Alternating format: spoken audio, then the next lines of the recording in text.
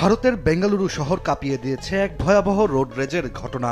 সাধারণ এক রাতে সামান্য একটি গাড়ি ও মোটরসাইকেলের ধাক্কা রূপ নেয় ভয়াবহ একটি খুনের ঘটনায়। মুহূর্তেই গাড়িতে থাকা দম্পতি যেন ফেটে পড়ে অসহনীয় ক্রোধে, যার শেষ পরিণতি দাঁড়ায় ২৬ বছরের এক তরুণের মৃত্যু দিয়ে। প্রশ্ন হচ্ছে, ভারতের বেঙ্গালুরু শহরে কি ঘটেছিল জানিয়ে সামাজিক যোগাযোগ মাধ্যমে চলছে ব্যাপক আলোচনা। ভারতের স্থানীয় গণমাধ্যম এনডিটিভির একটি প্রতিবেদন থেকে জানা যায়, ভয়াবহ ওই ঘটনায় অভিযুক্ত দম্পতি যারা গাড়ি চালাচ্ছিলেন তারা হচ্ছেন মনোজ কুমার ও আরতি শর্মা। আর দুর্ঘটনার কবলে পড়া মোটরসাইকেলে ছিলেন তরুণ দর্শন ও তার বন্ধু বরুণ।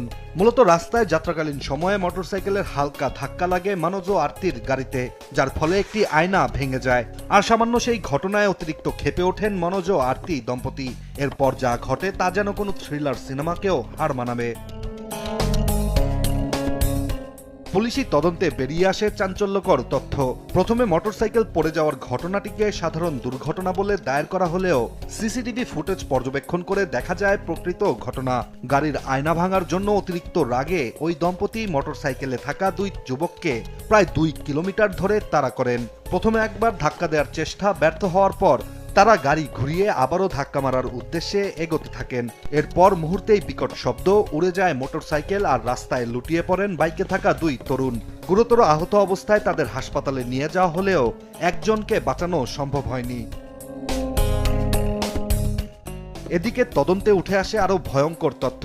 এই ঘটনা ঘটিয়ে গাড়িসহ দম্পতি প্রথমে পালিয়ে গেলেও পরবর্তীতে মাস্ক পরে আবারও ঘটনাস্থলে ফিরে আসে মনোজ ও আরতি।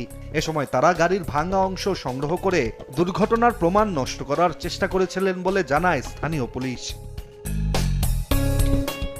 অবশেষে মনোজ কুমার ও আরতি শর্মাকে গ্রেপ্তার করা হয়েছে খুনের অভিযোগে।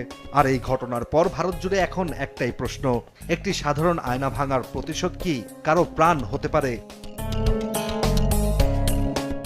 ইশতিয়াক হোসেন, দেশ টিভি।